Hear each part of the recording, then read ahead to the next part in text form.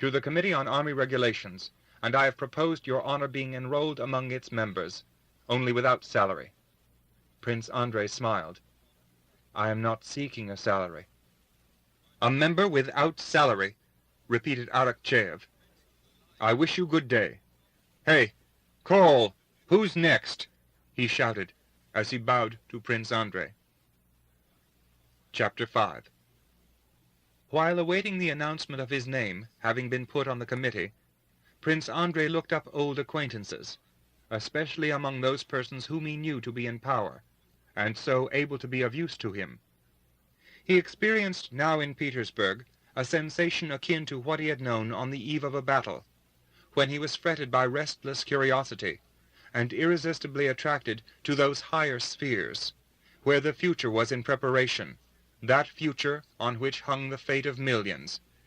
From the angry irritability of the elder generation, from the curiosity of the uninitiated, and the reserve of the initiated, from the hurry and anxious absorption of everyone, from the multiplicity of committees and commissions, he was learning of new ones every day.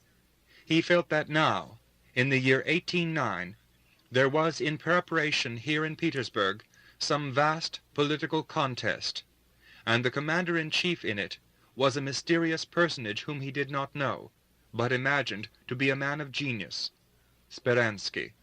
And this movement of reform, of which he knew vaguely, and Speransky, the moving spirit of it, began to interest him so keenly that his proposed reform of the Army Regulations very soon fell into a subordinate position in his mind. Prince Andrei happened to be most favorably placed for obtaining a good reception in the highest and most various circles of the Petersburg society of that day.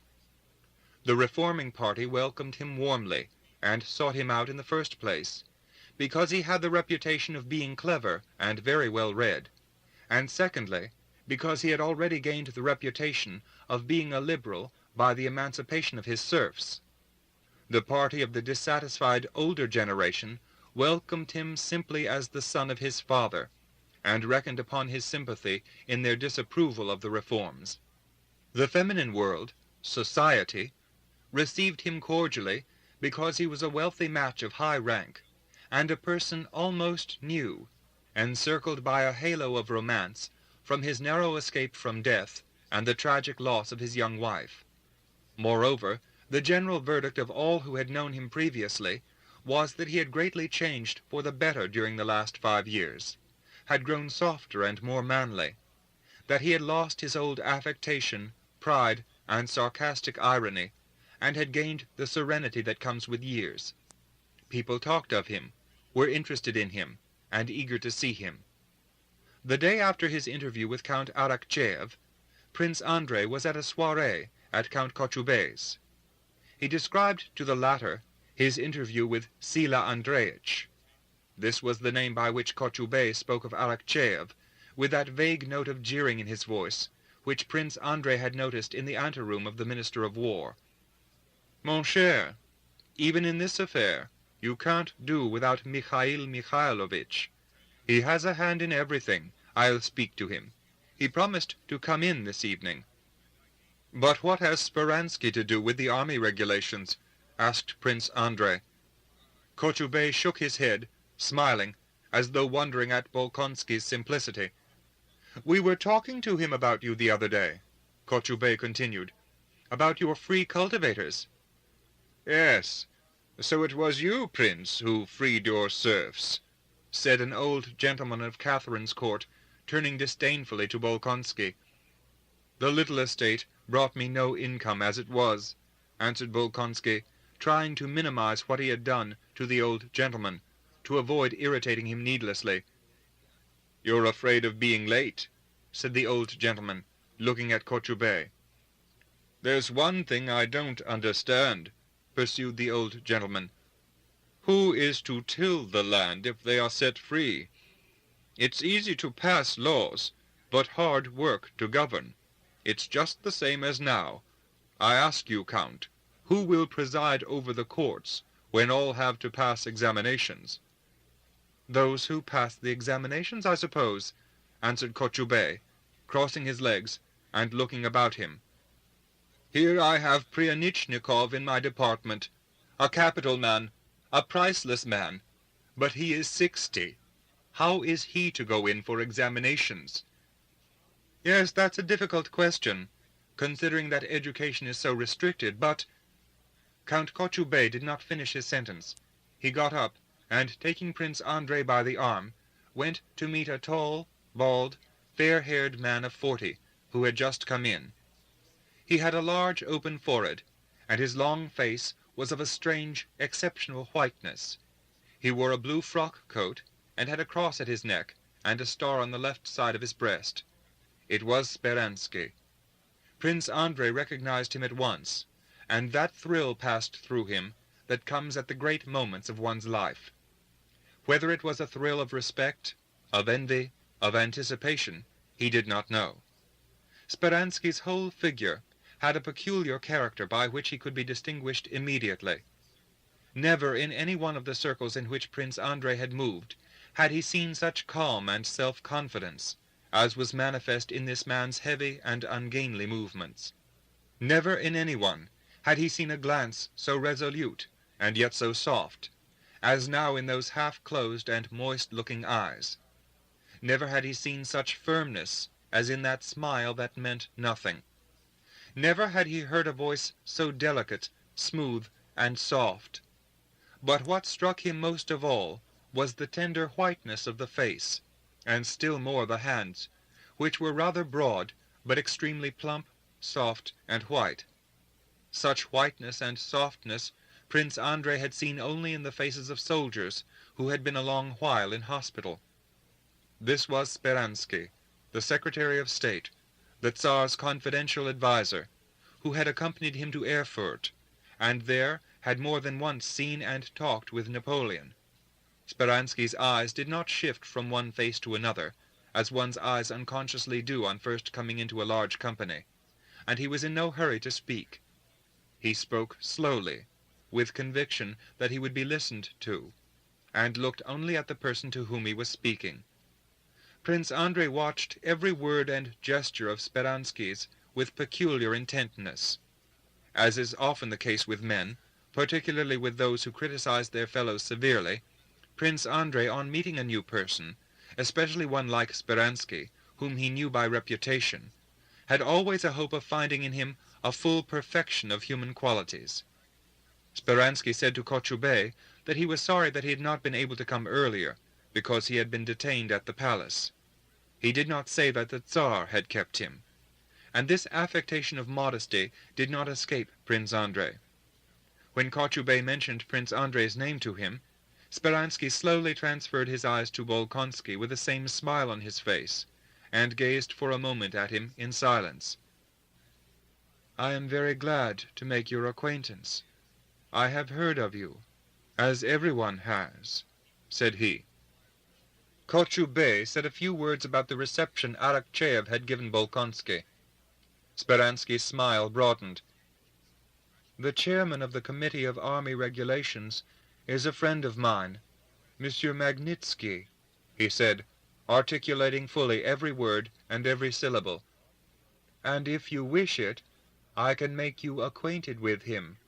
He paused at the full stop. "I expect that you would meet with sympathy in him, and a desire to assist in anything reasonable." A circle formed at once round Speransky, and the same old gentleman, who had talked of his clerk Pryanichnikov, addressed a question to Speransky. Taking no part in the conversation, Prince Andrei watched every gesture of Speransky. This man, only a little time before an insignificant divinity student, who now held in his hands, those plump, white hands, the fate of Russia, as Bolkonsky thought. Prince Andrei was struck by the extraordinary contemptuous composure with which Speransky answered the old gentleman. He seemed to drop him his condescending words from an immeasurable height above him. When the old gentleman began talking too loud, Speransky smiled, and said that he could not judge of the advantage or disadvantage of what the Tsar saw fit to command. After talking for a little while in the general circle, Speransky got up, and going to Prince Andrei, drew him away to the other end of the room, It was evident that he thought it well to interest himself in Bolkonsky.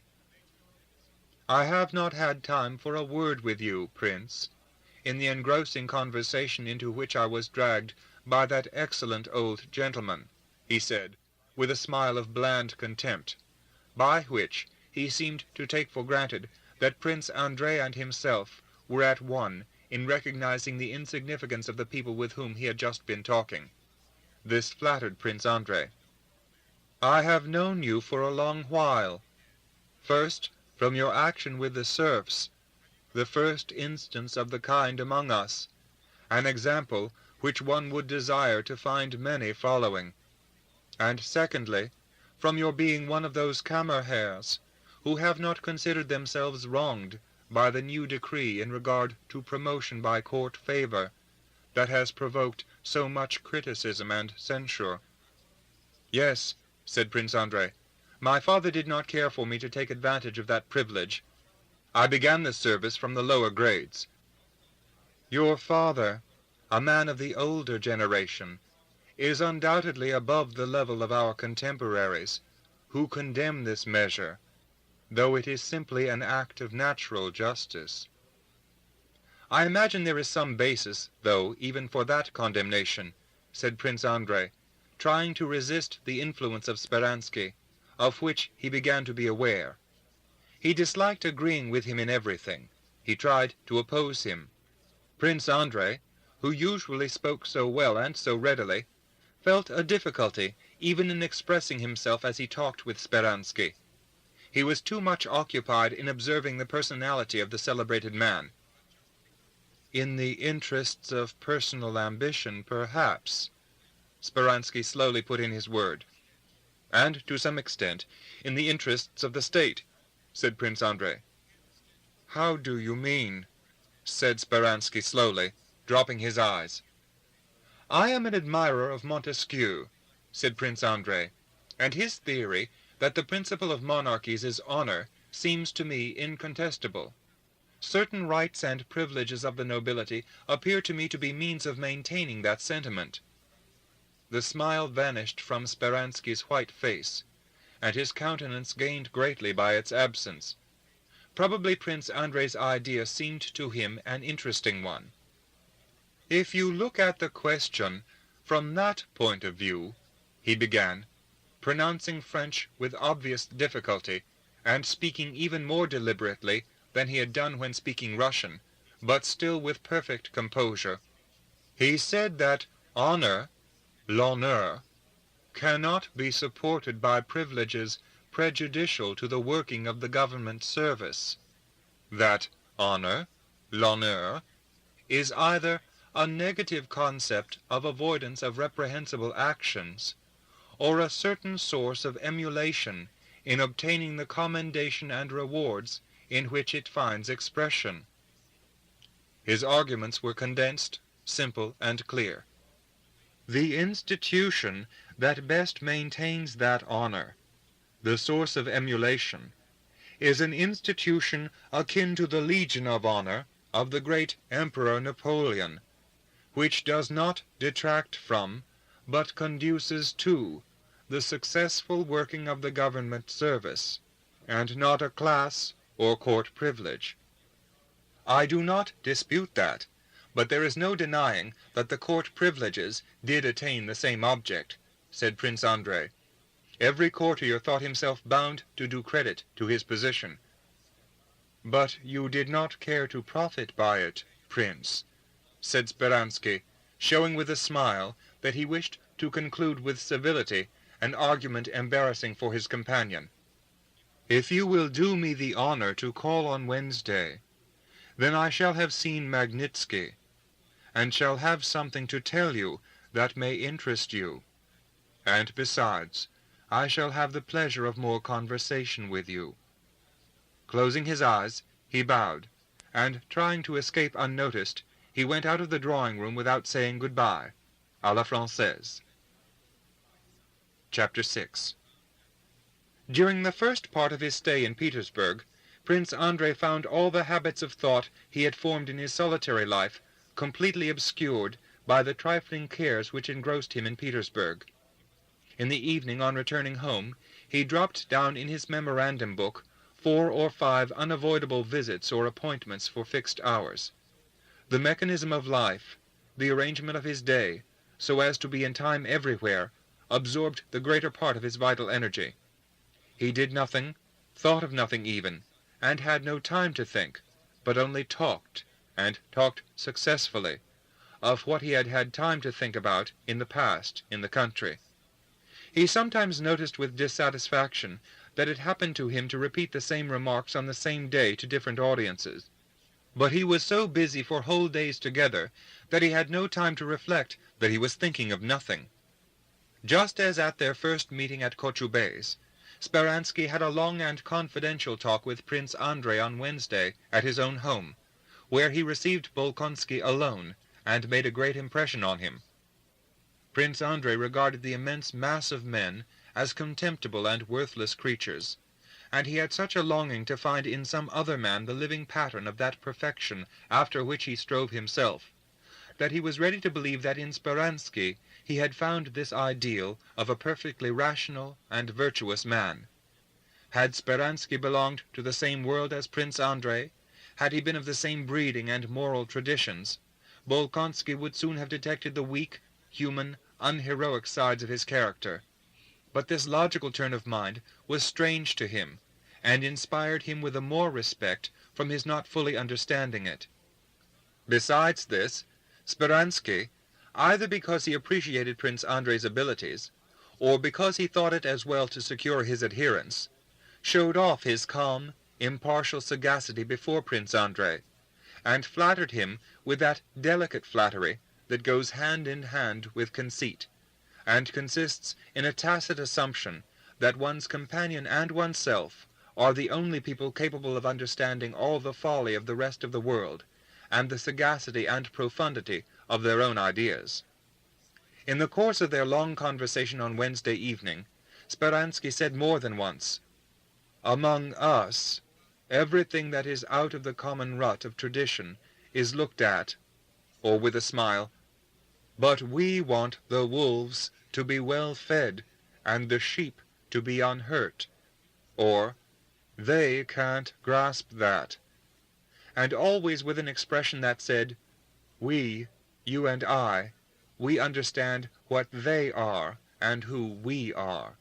This first long conversation with Speransky only strengthened the feeling with which Prince Andrei had seen him for the first time.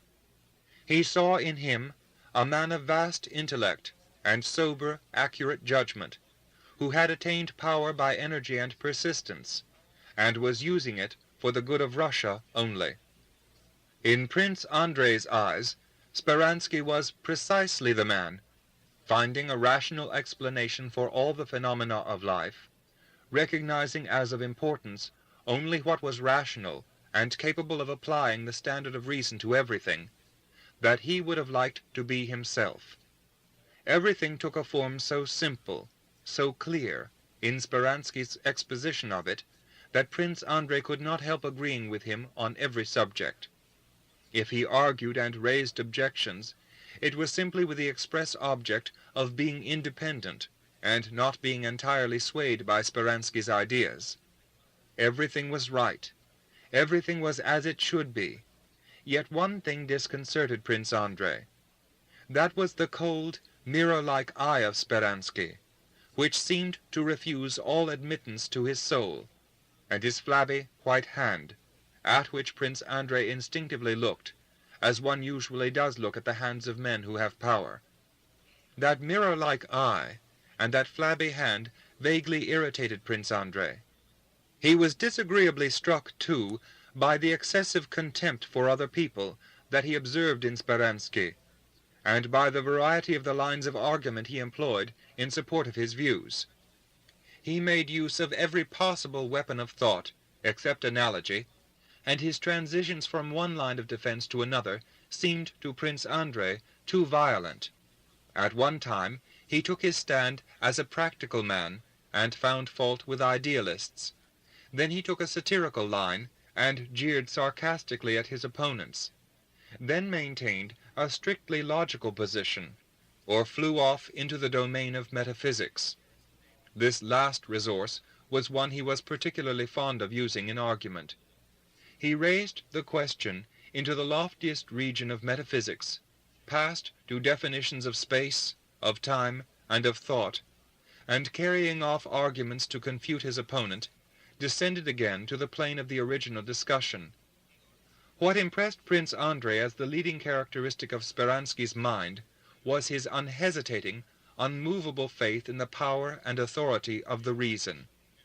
It was plain that Speransky's brain could never admit the idea, so common with Prince Andrei, that one can never after all express all one thinks. It had never occurred to him to doubt whether all he thought and all he believed might not be meaningless nonsense. And that peculiarity of Speransky's mind was what attracted Prince Andrei most. During the first period of his acquaintance with Speransky, Prince Andrei had a passionate and enthusiastic admiration for him, akin to what he once had felt for Bonaparte. The very fact that Speransky was the son of a priest, which enabled many foolish persons to regard him with vulgar contempt, as a member of a despised class, made Prince Andrei peculiarly delicate in dealing with his own feeling for Speransky, and unconsciously strengthened it in him. On that first evening that Bolkonsky spent with him, they talked of the commission for the revision of the legal code, and Speransky described ironically to Prince Andrei how the commission had been sitting for 150 years, had cost millions, and had done nothing, and how Rosenkampf had pasted labels on all the various legislative codes. "And that's all the state has got for the millions it has spent," said he. "We want to give new judicial powers to the Senate, and we have no laws. That's why it is a sin for men like you, Prince, not to be in the government." Prince Andrei observed that some education in jurisprudence was necessary for such work, and that he had none. "But no one has. So what would you have? It's a circulus viciosus, which one must force some way out of." Within a week, Prince Andrei was a member of the Committee for the Reconstruction of the Army Regulations, and, a thing he would never have expected, he was also chairman of a section of the Commission for the revision of the legal code. At Speransky's request, he took the first part of the Civil Code under revision, and with the help of the Napoleonic Code and the Code of Justinian, he worked at the revision of the section Personal Rights. Chapter 7. 2 years before, at the beginning of 1808, Pierre had returned to Petersburg from his visits to his estates, and by no design of his own had taken a leading position among the Freemasons in Petersburg. He organized dining and funeral lodges, enrolled new members, took an active part in the formation of different lodges, and the acquisition of authentic acts. He spent his money on the construction of temples, and, to the best of his powers, made up the arrears of alms, a matter in which the majority of members were niggardly and irregular. At his own expense, almost unaided, he maintained the poorhouse built by the order in Petersburg. Meanwhile, his life ran on in the old way, yielding to the same temptations and the same laxity. He liked a good dinner, and he liked strong drink, and though he thought it immoral and degrading to yield to them, he was unable to resist the temptations of the bachelor society in which he moved. Yet even in the whirl of his active work and his dissipations, Pierre began, after the lapse of a year, to feel more and more as though the ground of Freemasonry on which he had taken his stand was slipping away under his feet, the more firmly he tried to rest on it. At the same time, he felt that the further the ground slipped from under his feet, the more close was his bondage to the order. When he had entered the Brotherhood, he had felt like a man who confidently puts his foot down on the smooth surface of a bog. Having put one foot down, he had sunk in, and to convince himself of the firmness of the ground on which he stood, he had put the other foot down on it too, and had sunk in further, had stuck in the mud, and now was, against his own will, struggling knee-deep in the bog. Osip Alexievich was not in Petersburg. He had withdrawn from all participation in the affairs of the Petersburg Lodge, and now never left Moscow. All the brothers who were members of the lodge were people Pierre knew in daily life, and it was difficult for him to see in them simply brothers in Freemasonry, and not Prince B, nor Ivan Vassilievich D, whom he knew in private life mostly as persons of weak and worthless character. Under their Masonic aprons and emblems, he could not help seeing the uniforms and the decorations they were striving after in mundane life. Often, after collecting the alms and reckoning up 20 to 30 rubles promised, and for the most part left owing, from some 10 members, of whom half were as well off as Pierre himself, he thought of the Masonic vow by which every brother promised to give up all his belongings for his neighbor, and doubts stirred in his soul, from which he tried to escape. He divided all the brothers he knew into 4 classes. In the first class, he reckoned brothers who took no active interest in the affairs of the lodges, nor in the service of humanity, but were occupied exclusively with the scientific secrets of the order, with questions relating to the threefold designation of God, or the 3 first elements of things, sulfur, mercury, and salt, or the significance of the square and all the figures of the Temple of Solomon. Pierre respected this class of Masons, to which the elder brothers principally belonged. In it Pierre reckoned Osip Alexievich, but he did not share their interests. His heart was not in the mystic side of Freemasonry. In the second class Pierre included himself and brothers like himself, wavering, seeking, and not yet finding in Freemasonry a straight and fully understood path for themselves, but still hoping to find it.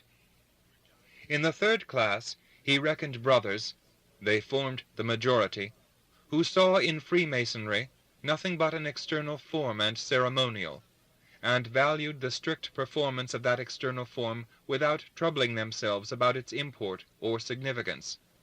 Such were Vilarsky and the Grand Master of the Lodge indeed. The fourth class, too, included a great number of the brothers, especially among those who had entered the brotherhood of late. These were men who, as far as Pierre could observe, had no belief in anything, nor desire of anything, but had entered the brotherhood simply for the sake of getting into touch with the wealthy young men, powerful through their connections or their rank, who were numerous in the lodge. Pierre began to feel dissatisfied with what he was doing. Freemasonry, at least as he knew it here, seemed to him sometimes to rest simply upon formal observances.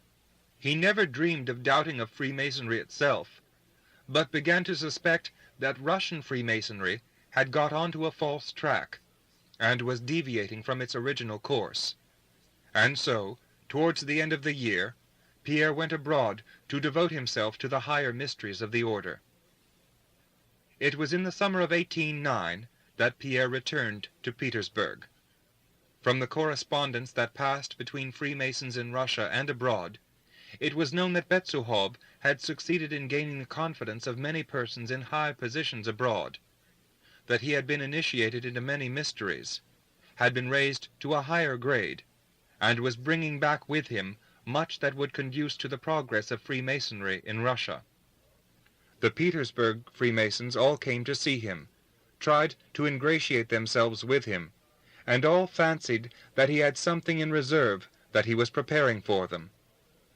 A solemn assembly of the Lodge of the Second Order was arranged, at which Pierre promised to communicate the message he had to give the Petersburg brothers from the highest leaders of the order abroad. The assembly was a full one. After the usual ceremonies, Pierre got up and began to speak. "Dear brothers," he began, blushing and hesitating, with a written speech in his hand, "it is not enough to guard our secrets in the seclusion of the lodge. What is needed is to act. To act. We are falling into slumber, and we need to act." Pierre opened his manuscript and began to read. "For the propagation of the pure truth and the attainment of virtue," he read, "we must purify men from prejudice, diffuse principles in harmony with the spirit of the times, undertake the education of the younger generation, ally ourselves by indissoluble ties with the most enlightened men, boldly, and at the same time prudently, overcome superstition, infidelity, and folly, and form of those devoted to us, men linked together by a common aim, and possessed of power and authority.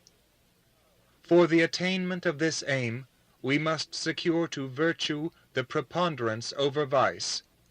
We must strive that the honest man may obtain his eternal reward even in this world. But in those great projects we are very gravely hindered by existing political institutions. What is to be done in the existing state of affairs? Are we to welcome revolutions, to overthrow everything, to repel violence by violence? No, we are very far from that. Every reform by violence is to be deprecated, because it does little to correct the evil while men remain as they are, and because wisdom has no need of violence. The whole plan of our order should be founded on the training of men of character and virtue, bound together by unity of conviction and aim, the aim of suppressing vice and folly everywhere, by every means, and protecting talent and virtue, raising deserving persons out of the dust, and enrolling them in our brotherhood. Only then will our order obtain the power insensibly to tie the hands of the promoters of disorder, and to control them without their being aware of it. In a word, we want to found a form of government holding universal sway, which should be diffused over the whole world without encroaching on civil obligations, under which all other governments could continue in their ordinary course and do all, except what hinders the greater aim of our order, that is, the triumph of virtue over vice. This aim is that of Christianity itself. It has taught men to be holy and good, and for their own profit to follow the precept and example of better and wiser men. In times when all was plunged in darkness, exhortation alone was of course enough. The novelty of truth gave it peculiar force, but nowadays far more powerful means are necessary for us. Now a man guided by his senses needs to find in virtue a charm palpable to the senses.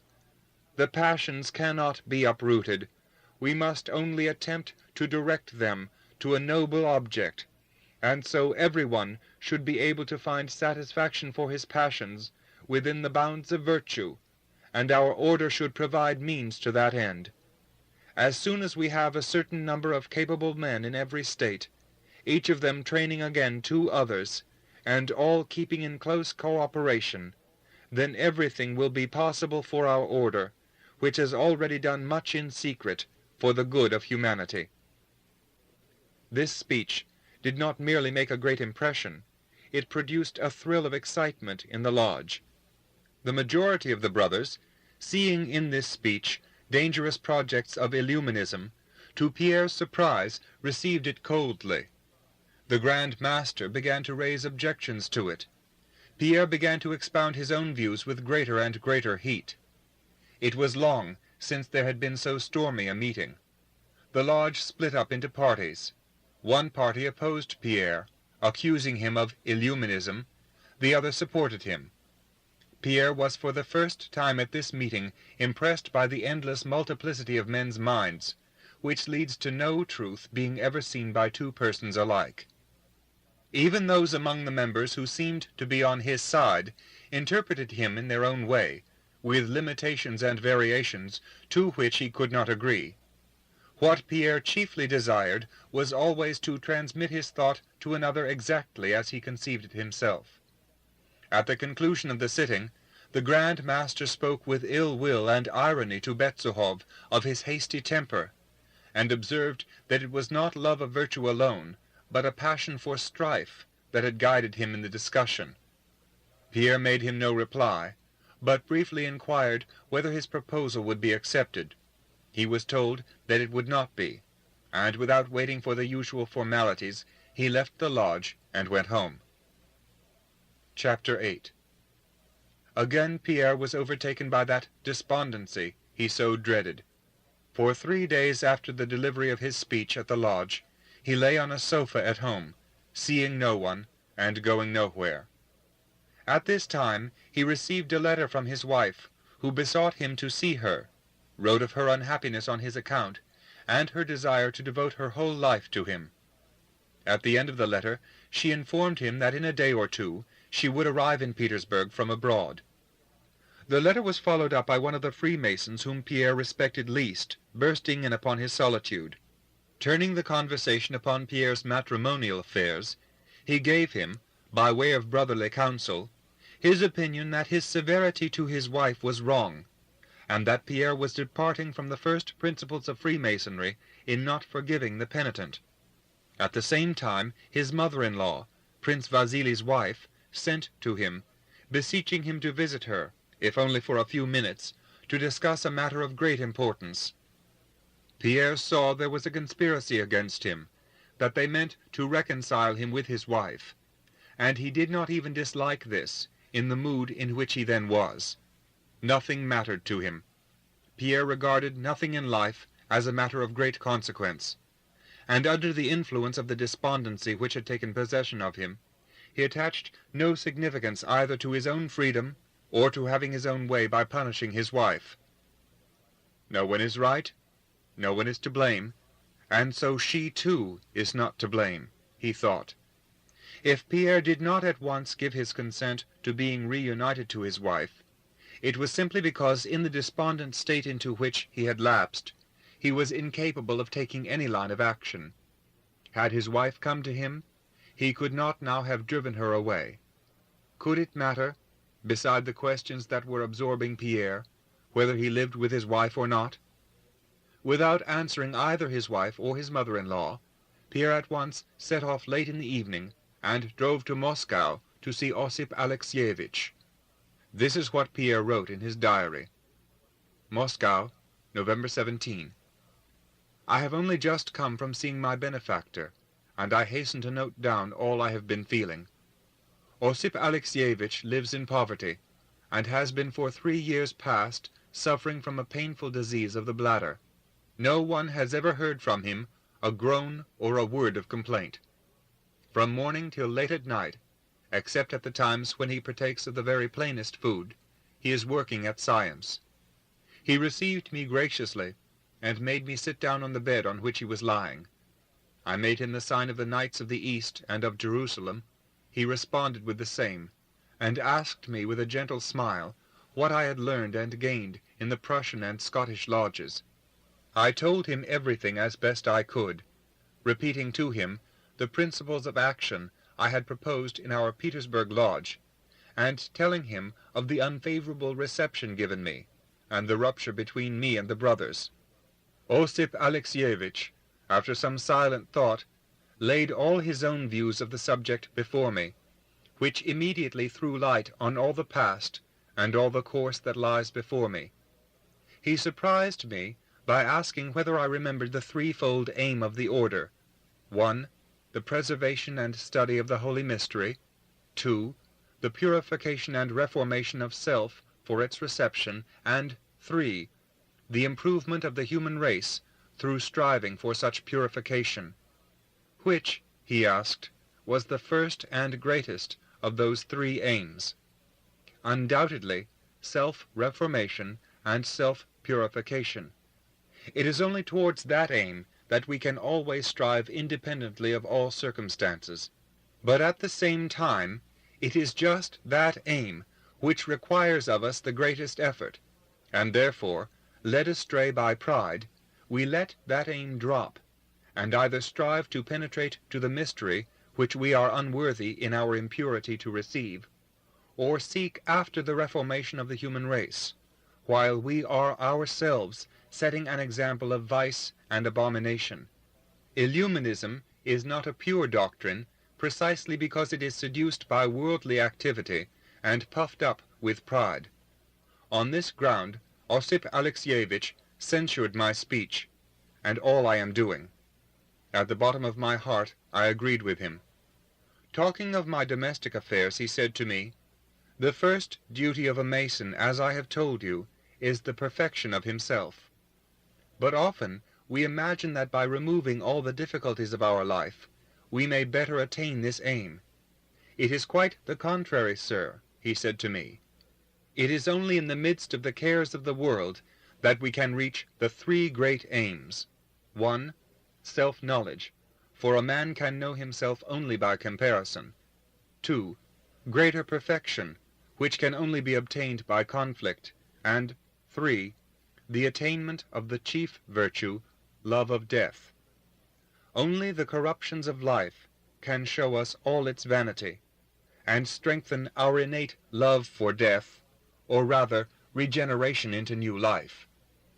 These words were the more remarkable as Osip Alexievich, in spite of his grievous physical sufferings, is never weary of life, though he loves death, for which he does not, in spite of all the purity and loftiness of his inner man, yet feel himself prepared.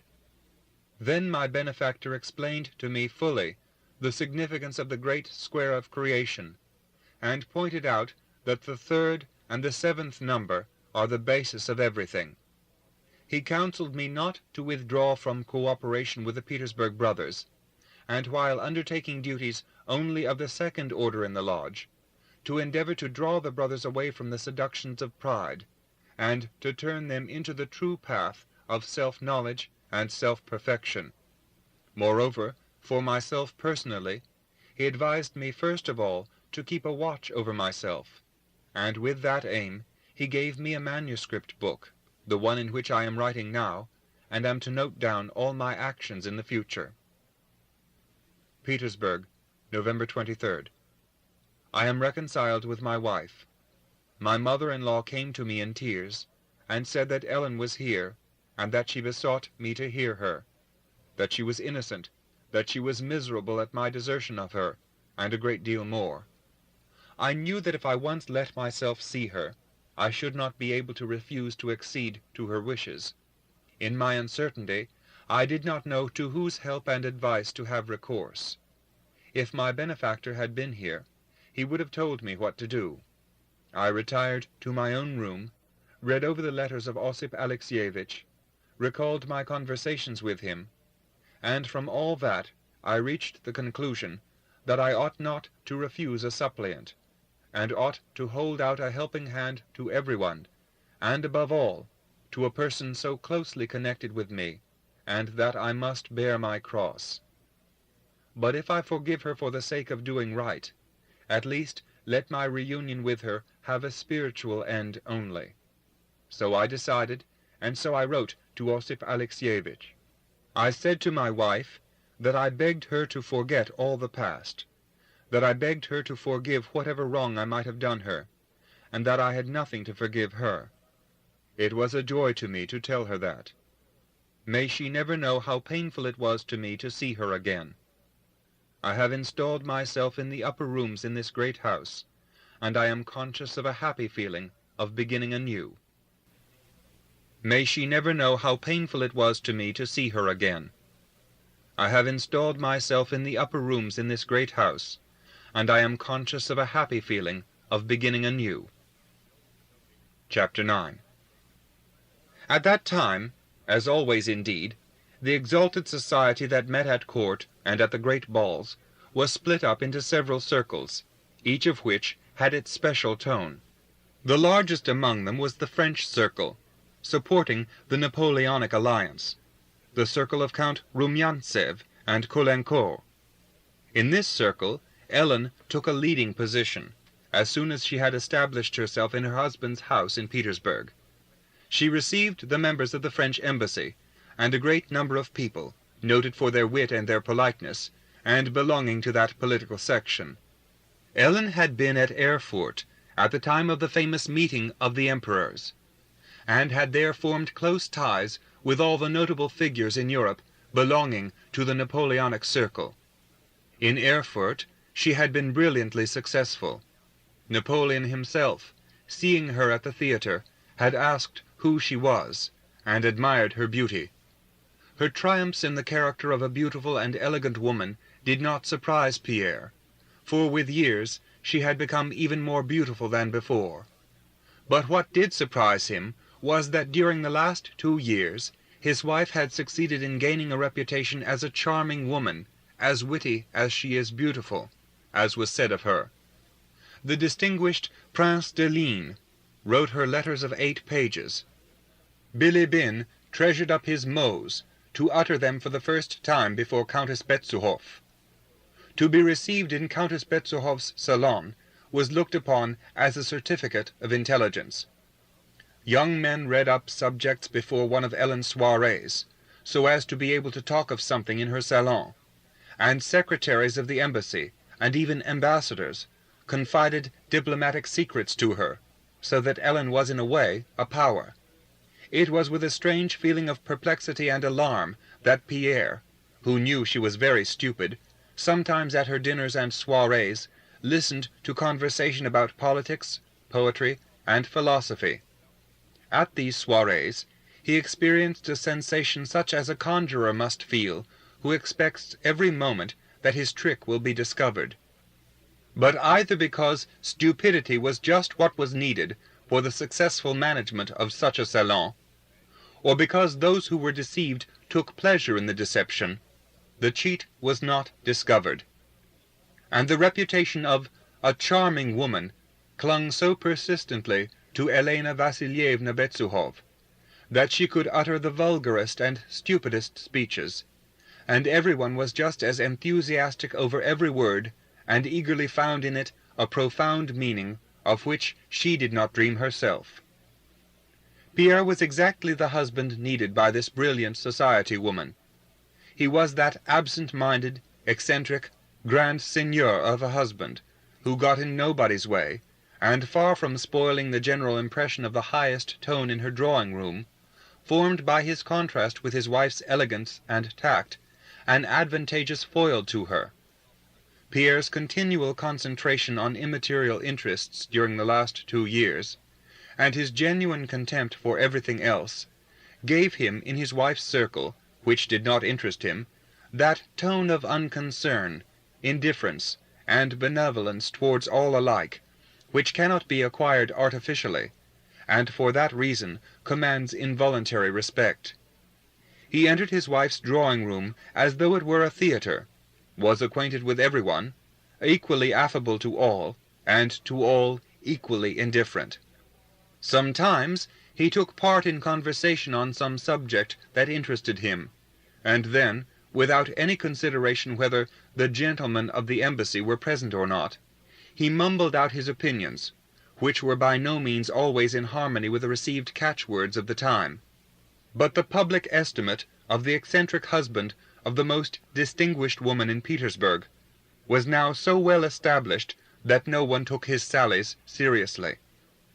Among the numerous young men who were daily to be seen in Ellen's house, Boris Drubetskoy, who had by now achieved marked success in the service, was, after Ellen's return from Erfurt, the most intimate friend of the Betsuhov household. Ellen used to call him mon page, and treated him like a child. Her smile for him was the same smile she bestowed on all, but it was sometimes distasteful to Pierre to see that smile. Boris behaved to Pierre with a marked, dignified, and mournful respectfulness. This shade of respectfulness, too, disturbed Pierre. He had suffered so much 3 years before from the mortification caused him by his wife, that now he secured himself from all possibility of similar mortification. In the first place, by being his wife's husband only in name, and secondly, by not allowing himself to suspect anything. No, now she has become a blue-stocking. She has renounced forever her former errors, he said to himself. There has never been an instance of a blue-stocking giving way to tender passions, he repeated to himself, a maxim he had picked up somewhere and implicitly believed. But strange to say, the presence of Boris in his wife's drawing-room, and he was almost always there, had a physical effect on Pierre. it seemed to make all his limbs contract, and destroyed the unconsciousness and freedom of his movement.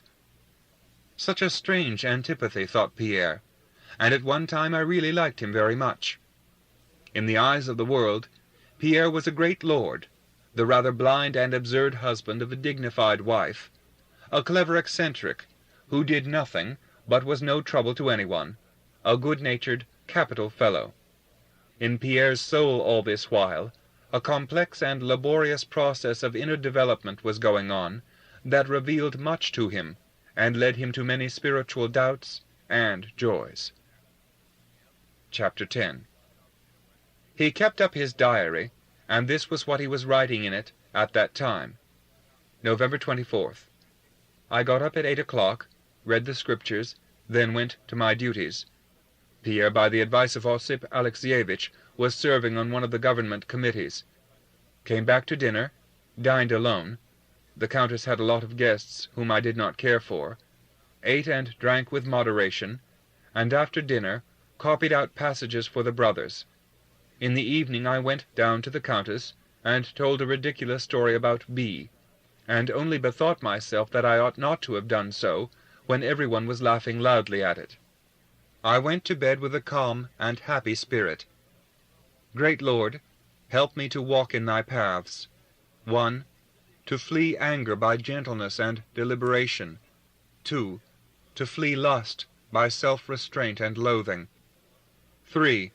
To escape from the turmoil of the world without cutting myself off from a. The duties of my political work, b. The cares of my household, c. Relations with my friends, and d. The management of my finances. November 27th. I got up late, and lay a long while in bed after I was awake, giving way to sloth. My God, help me and strengthen me, that I may walk in thy ways. Read the Scriptures, but without proper feeling. Brother Urasov came, talked of the cares of this world. He told me of the Tsar's new projects. I was beginning to criticize them, but remembered my principles and the words of my benefactor, that a true Mason ought to be zealous in working for the state when his aid is required, but should look on quietly at what he is not called upon to assist in. My tongue is my enemy. Brothers G.V. and O. visited me. There was a conversation preliminary to the reception of a new brother. They lay upon me the duty of rhetor. I feel weak and unworthy. Then there was talk of the interpretation of the 7 pillars and steps of the temple, of the 7 sciences, the 7 virtues, the 7 vices, the 7 gifts of the Holy Spirit. Brother O. was very eloquent. In the evening the reception took place. The new decoration of the building added a good deal to the magnificence of the spectacle. Boris Drubetskoy was admitted.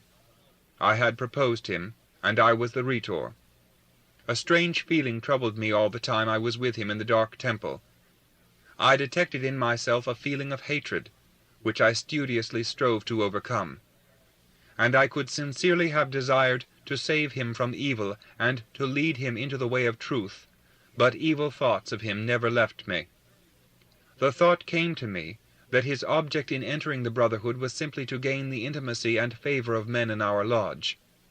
Apart from the fact that he several times asked me whether N or S were not members of our lodge, a question I could not answer, he is incapable, so far as my observation goes, of feeling a reverence for our holy order, and is too much occupied and too well satisfied with the outer man to care much for the improvement of the spiritual man.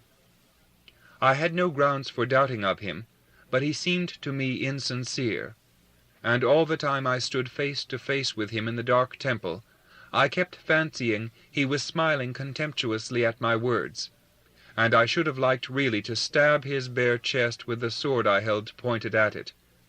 I could not be eloquent, and could not sincerely communicate my doubts to the brothers and the Grand Master.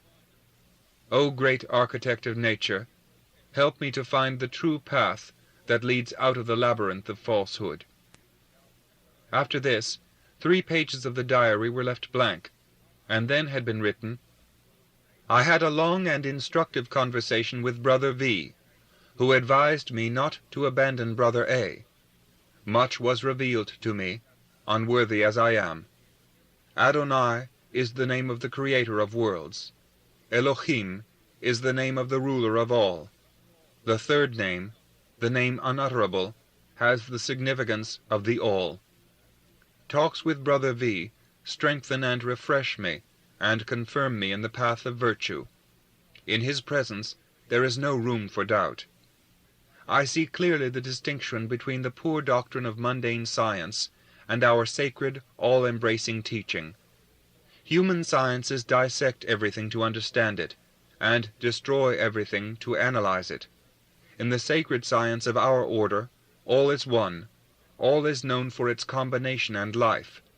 The Trinity, the three elements of things, are sulfur, mercury, and salt.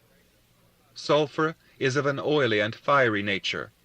In its combination with salt, by its fiery quality, it arouses a craving in it, by means of which it attracts mercury, fastens upon it, holds it, and in combination with it forms various substances. Mercury is the unsubstantial, floating, spiritual essence. Christ, the Holy Ghost, Him. December 3rd. I waked up late, read the scripture, but was unmoved by it. Afterwards I went down and walked up and down the big hall. I tried to meditate, but instead of that, my imagination brought before me an incident which occurred 4 years ago. Dolokhov, meeting me after my duel in Moscow, said to me that he hoped I was now enjoying complete mental peace, in spite of my wife's absence. At the time, I made him no answer. Now I recalled all the details of that interview, and in my mind made him the most vindictive and biting retorts. I recovered myself and drove away that idea, only when I had caught myself in a passion of anger, but I did not repent of it sufficiently. Afterwards, Boris Drubetskoy came and began describing various incidents. The moment he came in, I felt amazed at his visit, and said something horrid to him. He retorted. I got hot, and said a great deal to him that was disagreeable and even rude. He did not reply, and I checked myself only when it was too late. My God, I cannot get on with him at all. It is myself, too, that is to blame for it. I set myself above him, and so I become far inferior to him, for he is lenient to my rudeness, while I nourish a contempt for him. My God, grant me that in his presence I may see more clearly my own vileness, and act so that it may be profitable to him too. After dinner I went to sleep, and just as I was falling asleep, I distinctly heard a voice saying in my left ear, "Thy day." I dreamed I was walking along in the dark, and was all of a sudden surrounded by dogs, but I went on undismayed. All at once one small dog seized me by the thigh with its teeth, and would not let go. I tried to strangle it with my hands. As soon as I tore it off, another, a bigger one, began to bite me. I lifted it up, and the more I lifted it up, the bigger and heavier it became. And suddenly Brother A came up, and taking me by the arm, led me away with him, and brought me into a building, to enter which we had to pass over a narrow plank. I stepped on it, and the plank bent and gave way, and I began clambering on the fence, which I just managed to get hold of with my hands. After great efforts I dragged my body up, so that my legs were hanging over on one side, and my body on the other. I looked round and saw Brother A standing on the fence, and pointing out to me a great avenue and garden, and in the garden a great and beautiful building. I waked up. Lord, great architect of nature, help me to tear away these dogs, my evil passions, and especially the last, that unites in itself the violence of all the former ones, and aid me to enter that temple of virtue, of which I was vouchsafed a vision in my sleep. December 7th. I dreamed that Osip Alexievich was sitting in my house, and I was very glad to see him and eager to entertain him. But in my dream I kept chattering away incessantly with other people, and all at once I bethought myself that this could not be to his liking, and I wanted to come close to him and to embrace him. But as soon as I approached him, I saw that his face was transformed, and had grown young, and he said something to me softly, some doctrine of our order, but so softly that I could not catch it. Then we all seemed to go out of the room, and something strange happened. We were sitting or lying on the floor. He was telling me something. But in my dream I longed to show him my devotional feeling, and, not listening to his words, I began picturing to myself the state of my own inner man, and the grace of God sanctifying me. And tears came into my eyes, and I was glad that he noticed it. But he glanced at me with vexation, and jumped up, breaking off his conversation with me. I was abashed, and asked him whether what he had been saying did not concern me. But he made no reply, but gave me a friendly look. And then all of a sudden we found ourselves in my bedroom, where stood a big double bed. He lay down on the edge of it, and I seemed to be filled with a desire to embrace him and to lie down too. And in my dream he asked me, "Tell me the truth. What is your chief temptation? Do you know it?" I believe that you do know it. Abashed at this question, I answered that sloth was my besetting temptation. He shook his head incredulously. And even more abashed, I told him that though I was living here with my wife, I was not living with her as a husband. To this he replied that I had no right to deprive my wife of my embraces, and gave me to understand that this was my duty. But I answered that I should be ashamed of it, and suddenly everything vanished. And I waked up, and in my mind there was the text of Scripture, "And the life was the light of man, and the light shineth in the darkness, and the darkness comprehendeth it not." The face of Osip Alexievich had been youthful and bright-looking. That day I received a letter from my benefactor, in which he wrote to me of my conjugal duties. December 9th. I had a dream from which I waked up with a throbbing heart. I dreamed I was in Moscow in my own house, in the big divan-room, and Osip Alexievich came out of the drawing-room. I dreamed that I knew at once that the process of regeneration had begun in him, and I rushed to meet him.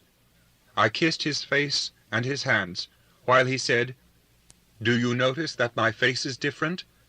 I looked at him, still holding him in my arms, and I dreamed that I saw that his face was young, but he had no hair on his head, and his features were quite different. And I dreamed that I said to him, "I should have recognized you if I had met you by chance," and thought as I said it, "Am I telling the truth?" And all at once I saw him lying like a dead body.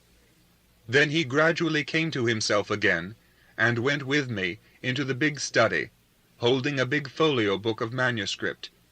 And I dreamed I said, "I wrote that." And he answered me by an inclination of the head. I opened the book, and all the pages were fine drawings. And in my dream I knew that these pictures depicted the soul's love adventures with its beloved. And I saw a beautiful presentment of a maiden in transparent garments, and with a transparent body flying up to the clouds. And I seemed to know that this maiden was nothing else but the figure of the Song of Songs. And in my dream, as I looked at these pictures, I felt I was doing wrong, and could not tear myself away from them. Lord, help me. My God, if thy forsaking me is thy doing, then thy will be done. But if I am myself the cause, teach me what I am to do. I perish from my vileness, as though thou wast utterly forsaking me. Chapter 11. The Rostovs' pecuniary position had not improved during the 2 years they had spent in the country. Although Nikolai Rostov had kept firmly to his resolution, and was still living in a modest way in an obscure regiment, spending comparatively little, the manner of life at Otradnoye, and still more Mitenka's management of affairs, were such that debts went on unchecked, growing bigger every year. The sole resource that presented itself to the old Count as the obvious thing to do was to enter the government service, and he had come to Petersburg to seek a post, and at the same time, as he said, to let his poor wenches enjoy themselves for the last time. Soon after the Rostovs' arrival in Petersburg, Berg made Vera an offer, and his offer was accepted. Although in Moscow the Rostovs belonged to the best society, themselves unaware of the fact, and never troubling themselves to consider what society they belonged to, yet in Petersburg their position was an uncertain and indefinite one. In Petersburg they were provincials, and were not visited by the very people who in Moscow had dined at the Rostovs' expense without their inquiring to what society they belonged. The Rostovs kept open house in Petersburg, just as they used to do in Moscow, and at their suppers people of the most diverse sorts could be seen together, country neighbors, old and not well-to-do country gentlemen with their daughters, and the old maid of honor, Madame Peronsky, Pierre Betsuhov, and the son of their district postmaster, who was in an office in Petersburg. Of the men who were constantly at the Rostovs' house in Petersburg, the most intimate friends of the family were very soon Boris, Pierre, who had been met in the street by the old Count and dragged home by him, and Berg, who spent whole days with the Rostovs, and paid the elder of the young countesses, Vera, every attention a young man can pay who intends to make a proposal. Not in vain had Berg shown everybody his right hand that had been wounded at Austerlitz, and the sword quite unnecessarily held in his left. He had related this episode to everybody so persistently and with such an air of importance that everyone had come to believe in the utility and merit of the feat, and Berg had received 2 decorations for Austerlitz. In the war in Finland, too, he had succeeded in distinguishing himself. He had picked up a fragment of a grenade, by which an adjutant had been killed close to the commander-in-chief, and had carried this fragment to his commander. Again, as after Austerlitz, he talked to everyone at such length and with such persistency about this incident that people ended by believing that this, too, was something that ought to have been done, and Berg received 2 decorations for the Finnish War, too. In 1809 he was a captain in the Guards, with decorations on his breast, and was filling some particularly profitable posts in Petersburg. Though there were some skeptics who smiled when Berg's merits were mentioned before them, it could not be denied that Berg was a gallant officer, punctual in the discharge of his duties, in excellent repute with the authorities, and a conscientious young man with a brilliant career before him and a secure position indeed in society. 4 years before, on meeting a German comrade in the parterre of a Moscow theatre, Berg had pointed out to him Vera Rostov, and said to him in German, "That girl will be my wife." From that moment he had made up his mind to marry her. Now in Petersburg, after duly considering the Rostovs' position and his own, he decided that the time had come, and made his offer. Berg's proposal was received at first with a hesitation by no means flattering for him. It seemed a strange idea at first that the son of an obscure Livonian gentleman should propose for the hand of a Countess Rostov, but Berg's leading characteristic was an egoism so naive and good-natured that the Rostovs unconsciously began to think that it must be a good thing, since he was himself so firmly convinced that it would be a good thing, and indeed a very good thing. The Rostovs were, moreover, seriously embarrassed in their pecuniary affairs, a fact of which the suitor could not but be aware, and what was the chief consideration, Vera was now 24, and had been brought out everywhere, and in spite of the fact that she was undeniably good-looking and sensible, no one had hitherto made her an offer. The offer was accepted. "You see," Berg said to a comrade, whom he called his friend, only because he knew all people do have friends, "you see, I have taken everything into consideration, and I should not have got married if I had not thought it well over, or if it had been unsuitable in any way. But at present My papa and mamma are well provided for. I have secured them the lease of that place in the Ostsee district, and I can live in Petersburg with my pay and her fortune and my careful habits. We can get along nicely. I'm not marrying for money. I consider that ungentlemanly. But the wife ought to bring her share, and the husband his. I have my position in the service. She has connections and some small means. That's worth something nowadays, isn't it? And what's the chief consideration, she's a handsome, estimable girl, and she loves me. Berg blushed and smiled. And I love her because she has a character that is reasonable and very nice. Her sister now, though they are of the same family, is utterly different, and her character is disagreeable, and she has none of that intelligence, but something, you know, I don't like. But my betrothed, you must come and see us, come to—" Berg went on. He was going to say to dinner, but on second thoughts he said to tea, and putting out his tongue, he blew a little ring of tobacco smoke that embodied for him all his dreams of happiness. The first feeling of hesitation aroused in the parents by Berg's proposal had been followed by the festivity and rejoicing in the family usual on such occasions, but the rejoicing was apparent and not genuine. A certain embarrassment and shamefacedness could be detected in the feelings of the relations in regard to this marriage. It was as though their conscience smote them for not having been very fond of Vera, and of being so ready now to get her off their hands. The old Count was more disconcerted over it than anyone. He would most likely have been unable to say what made him feel so, but his financial difficulties were at the root of the matter. He absolutely did not know what he had, how much his debts amounted to, and what he would be in a position to give for Vera's dowry.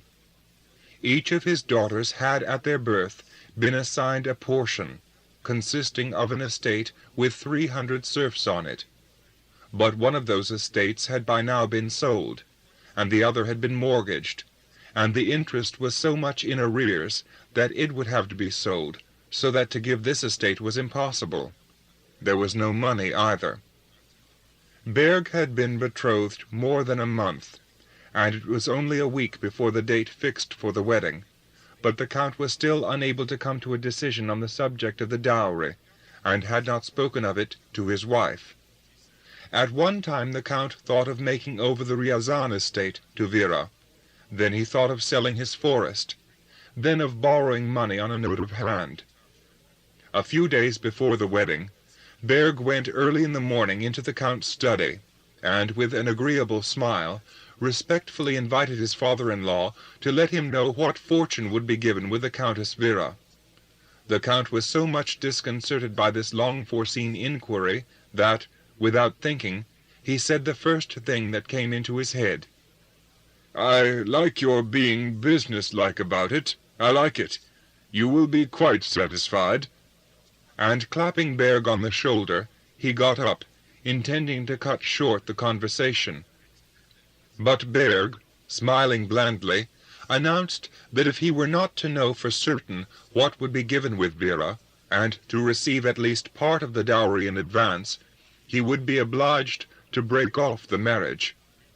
"Because you must consider, Count, if I were to allow myself to marry now, without having a definite security for the maintenance of my wife, I should be acting like a scoundrel." The conversation ended by the Count, in his anxiety to be generous and to avoid further requests, saying that he would give him a note of hand for 80,000. Berg smiled gently, kissed the Count on the shoulder, and said that he was very grateful, but could not make his arrangements in his new life without receiving 30,000 in ready money. 20,000 at least, Count, he added, and then a note of hand simply for 60,000. "Yes, yes, very good," said the Count hurriedly.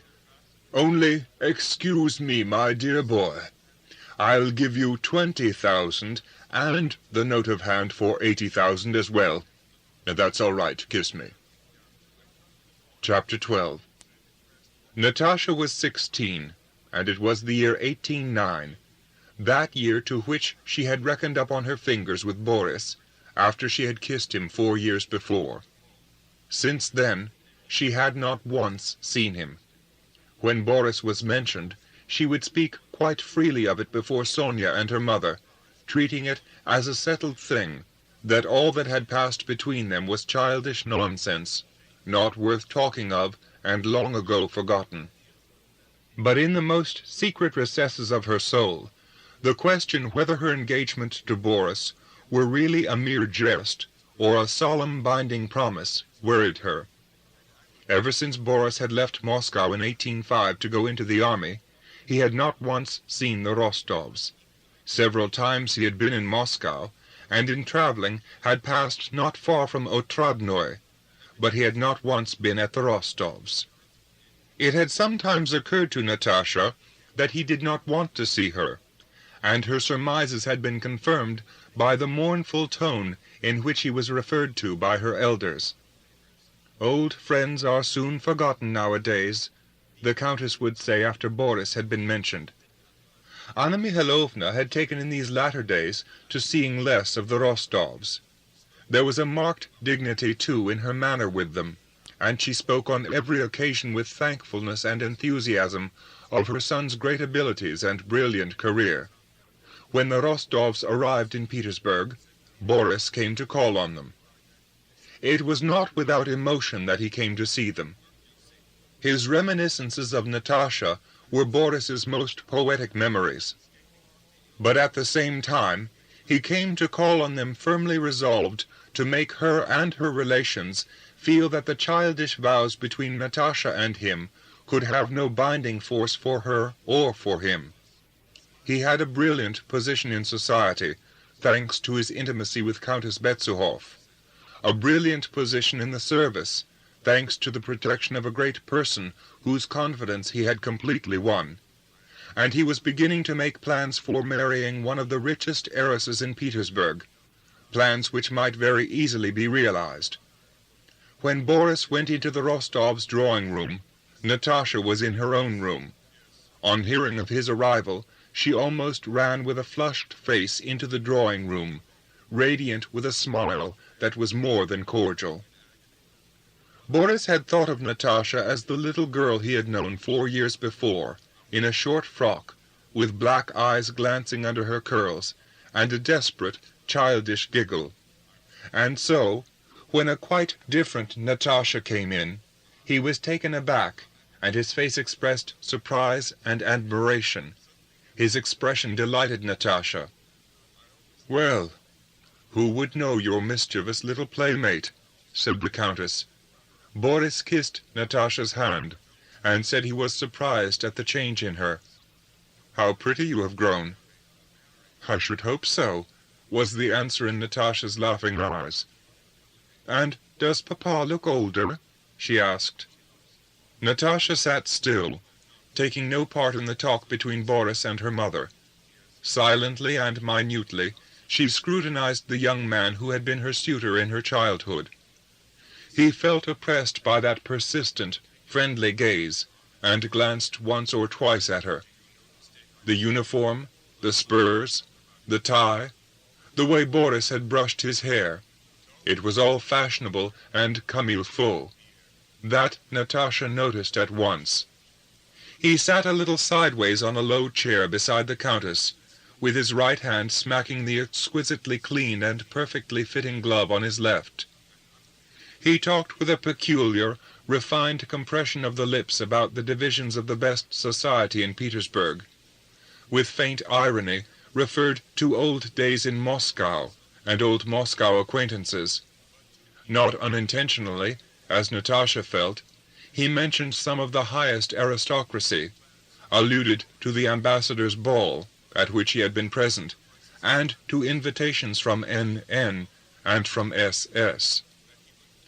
Natasha sat the whole time without speaking, looking up from under her brows at him. Her eyes made Boris more and more uneasy and embarrassed. He looked round more frequently at Natasha, and broke off in his sentences.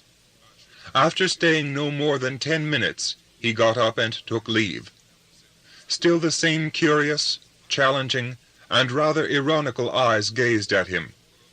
After his first visit, Boris said to himself that Natasha was as attractive to him as she had been in the past, but that he must not give way to his feelings, because to marry her, a girl almost without fortune, would be the ruin of his career, and to renew their old relations without any intention of marriage would be dishonorable.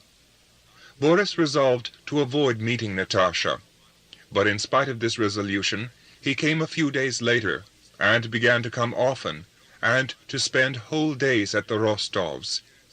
He fancied that it was essential for him to have a frank explanation with Natasha, to tell her that all the past must be forgotten, that in spite of everything, she could not be his wife, that he had no means, and that they would never consent to her marrying him.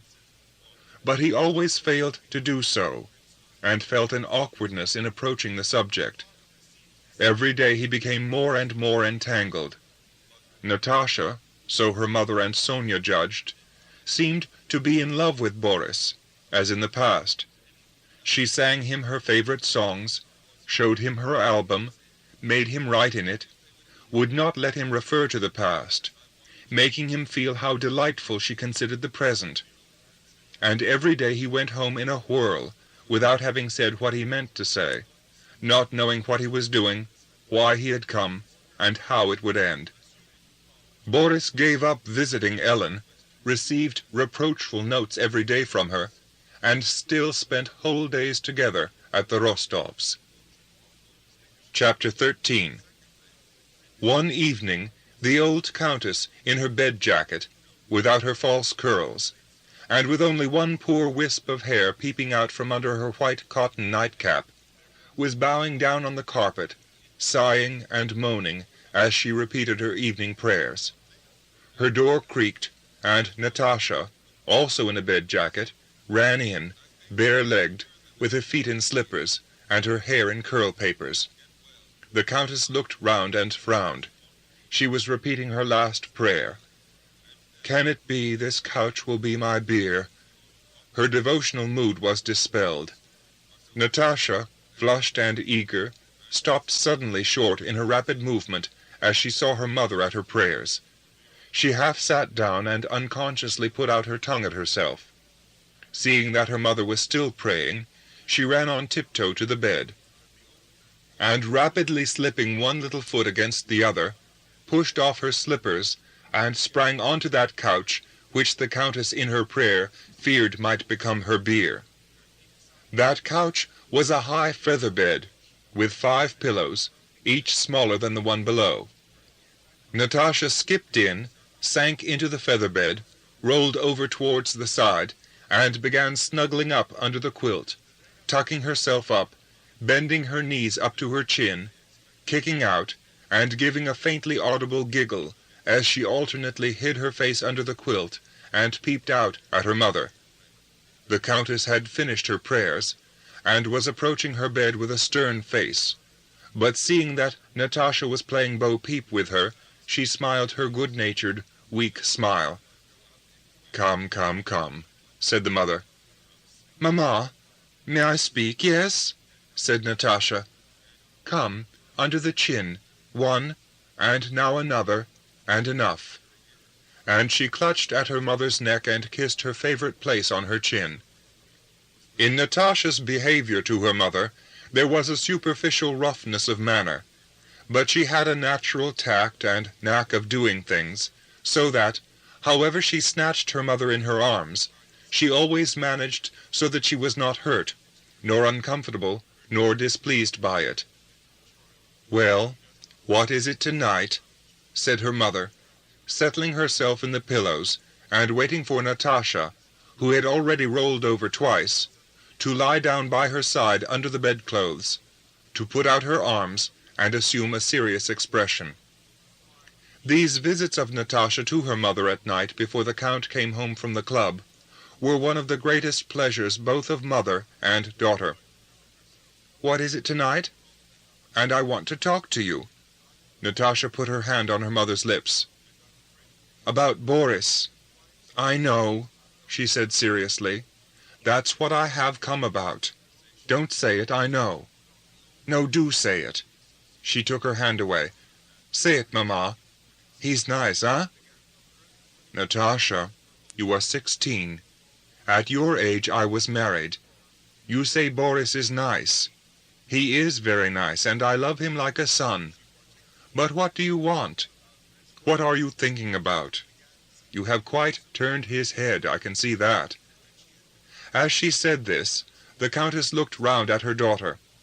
Natasha was lying, looking steadily straight before her, at one of the mahogany sphinxes carved on a corner of the bedstead, so that the Countess could only see her daughter's face in profile. Her face impressed the Countess by its strikingly serious and concentrated expression. Natasha was listening and considering. "Well, so what then?" she said. "You have completely turned his head, and what for? What do you want of him? You know you can't marry him." "Why not?" said Natasha, with no change in her attitude. "Because he's so young? Because he's poor? Because he's a relation? Because you don't care for him yourself." "How do you know that?" "I know. It's not right, my darling." "But if I want to," said Natasha. "Leave off talking nonsense," said the Countess. "But if I want to—" "Natasha, I am serious." Natasha did not let her finish. She drew the Countess's large hand to her, and kissed it on the upper side, and then on the palm, then turned it over again, and began kissing it on the knuckle on the top joint of the finger, then on the space between the knuckles, then on a knuckle again, whispering, "January, February, March, April, May." "Speak, Mamma. Why are you silent? Speak," she said, looking round at her mother, who was gazing tenderly at her daughter, and apparently in gazing at her had forgotten all she meant to say. "This won't do, my dear. It's not everyone who will understand your childish feelings for one another, and seeing him on such intimate terms with you may prejudice you in the eyes of other young men who visit us, and what is of more consequence, it's making him wretched for nothing. He had very likely found a match that would suit him, some wealthy girl, and now he's half crazy." "Half crazy?" repeated Natasha. "I'll tell you what happened in my own case. I had a cousin." "I know, Kirill Matveitch, but he's old." "He was not always old. But I tell you what, Natasha, I'll speak to Boris. He mustn't come so often." "Why mustn't he, if he wants to?" "Because I know it can't come to anything." "How do you know?" "No, Mamma, don't speak to him. What nonsense!" said Natasha, in the tone of a man being robbed of his property,